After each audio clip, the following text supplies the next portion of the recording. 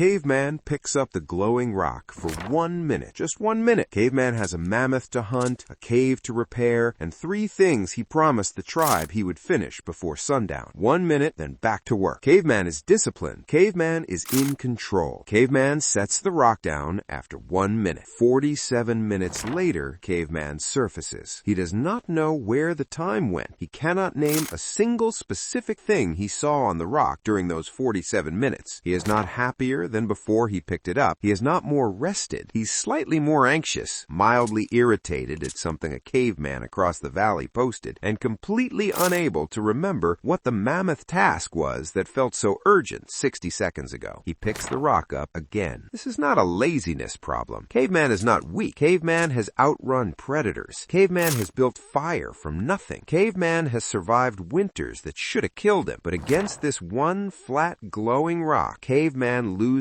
every single day. Without understanding why, without being able to explain it, and without knowing that the losing was designed. Someone built this rock to win, and nobody told Caveman. Level 1. The most dangerous tool Caveman has ever touched. Every tool Caveman has ever used served him. The spear extended his reach. The fire extended his warmth. The clay pot extended his memory. Every tool was built to make Caveman more capable, and Caveman remained in control of when the tool was used and when it was put down. The glowing rock is the first tool in Caveman's entire existence that uses him back. This is not dramatic language. This is the literal description of how the rock was engineered. The caveman who built it, clever, fast-moving, obsessive caveman sitting in glass buildings far from the hunt, did not ask how to make the rock useful. They asked one question only. How do we make Caveman unable to put it down? They found the answer inside Caveman's skull, and once they found it, they built the rock around it. Level 2. The chemical the rock learned to speak. Deep inside Caveman's brain lives a signaling chemical called dopamine. The tribe calls it the pleasure chemical. This is wrong in the most important possible way. Dopamine does not create pleasure. Dopamine creates wanting. It is the feeling before the berry, not the feeling of eating it. It is the moment Caveman spots the mammoth tracks in the mud, the electricity in the chest, the sharpened focus, the body moving before the mind decides. Dopamine is the chase, not the catch. It is the engine of anticipation. For 2 million years, this system served Caveman perfectly. Spot food, dopamine fires, Caveman moves. Find water, dopamine fires, Caveman drinks. Solve a problem, dopamine fires, Caveman feels capable. The chemical was wired directly to survival behaviors. It made Caveman chase the right things. Then the rock arrived, and the rock learned to speak dopamine directly. Not through survival, not through real reward. The rock bypasses the hunt entirely and injects the wanting signal straight into Caveman's skull, artificially, continuously, on a schedule specifically designed to keep Caveman in the wanting state without ever letting him reach the satisfaction of the catch. Caveman is not using the rock. Caveman is being used by it. Level 3. The lever Caveman cannot stop pressing. In the 1950s, a scientist named B.F. Skinner placed rats inside boxes with a lever. When the rat pressed the lever, it received a food pellet every time. Consistent, predictable reward. The rats pressed regularly, ate, and went about their lives. Control, manageable. Then Skinner changed one variable. The pellet no longer arrived every time. Sometimes pressing the lever gave a reward, sometimes it gave nothing. The timing was random, unpredictable, variable. The rats became frantic. They pressed the lever compulsively, far beyond hunger, far beyond any rational reason to press. The uncertainty of the reward, the not knowing whether this press would be the one, hijacked the dopamine system entirely, because dopamine does not fire when the reward arrives. It fires in the anticipation of a reward that might arrive. Variable reward is the most powerful behavioral trap ever discovered. The glowing rock is built entirely from variable reward. Caveman scrolls and finds nothing interesting. Scrolls again, nothing. Scrolls again, something that makes him feel something. He cannot predict when. He cannot control it. So his brain, running the same ancient software as Skinner's rats, tells him to keep pressing, keep scrolling. The next one might be the pellet. It is not a weakness. It is a 2-million-year-old survival mechanism being exploited by people who understood it better than Caveman ever had reason to. Level 4. What the rock does to the mammoth. Here is what Caveman never sees happening, because it happens below the surface. Every time Caveman picks up the glowing rock instead of starting the hunt, his brain records a data point. The rock was chosen. The mammoth was not. Over dozens of sessions, hundreds of small choices, the brain begins to recalibrate its expectations. The rock becomes the baseline. The valley scroll becomes what normal stimulation feels like. And then Caveman sits down to hunt. The mammoth task, the deep, meaningful, important work, produces dopamine too. Real dopamine. The kind that arrives through actual progress, actual problem solving, actual creation. But this dopamine is slow. It builds gradually over 20, 30, 40 minutes of focused effort. It does not arrive in the first 5 minutes. It does not flash and reward and flash again every 40 seconds. Compared to the rock, the mammoth produces almost nothing at first. So Caveman's brain, freshly recalibrated to the rock's speed and volume, looks at the hunt and concludes, this is not stimulating. This is not rewarding. This is painful. Get up, check the rock. The rock has something. Caveman is not avoiding the mammoth because he is lazy. Caveman is avoiding the mammoth because his brain's reward threshold has been raised so high by the rock that real work now registers as punishment. This is the hijack. Not dramatic, not loud, just a slow, invisible recalibration that happens across weeks until the most important things in Caveman's life feel unbearable and a flat, glowing rock feels necessary. Level 5, the false bottom. At this point, Caveman believes he has identified the problem. The rock is bad. Caveman must put the rock down. Caveman must have more willpower, more discipline, more commitment. The rock is the enemy, and Caveman is in a battle. This is where Caveman gets it wrong again. The rock is not the enemy. Willpower is not the solution. Battles against dopamine systems using willpower alone are battles Caveman will lose every single time. Not because he is weak, but because willpower is a daily resource that depletes, and the rock is an infinite system that does not deplete. Caveman cannot out-discipline a machine built by 10,000 engineers whose only job was to make sure Caveman cannot out-discipline it. The real problem is not the rock's existence, it's the rock's position in Caveman day. Caveman picks up the rock before the hunt. He uses it to start the morning. He fills the first hour with the rock's variable rewards, raises his dopamine baseline to the rock's level, and then tries to switch to the mammoth. That switch is nearly impossible once the baseline has been set. The rock does not need to be destroyed. It needs to be moved to after the hunt every time, without exception. The enemy was never the rock. The enemy was the order. Level 6, reclaiming the skull. The brain that has been hijacked can be reclaimed, not through punishment, through recalibration. The first tool is the hard boundary. The rock does not exist before the hunt begins, not a soft preference, a rule with no negotiation. Caveman's first 2 hours after waking belong to the mammoth. The rock waits. This single change, moving the rock to after real work, begins to reverse the tolerance within days. The mammoth starts producing noticeable dopamine again because the baseline has nowhere to hide. The second tool is the exposure window. Caveman gives the rock a specific time and a hard stop. 45 minutes twice a day. Outside those windows, the rock is in the corner, physically away from the workspace. Not because Caveman is fighting temptation, because the rule exists before temptation arrives. Rules made in advance cost no willpower. Rules made in the moment of temptation are always negotiated downward. The third tool is the replacement hunt. When Caveman feels the pull of the rock midday, that familiar restless wanting with no clear object, he doesn't fight it, he redirects it. 2 minutes of a real task, starting the hunt, not completing it, because dopamine fires at the beginning of a chase.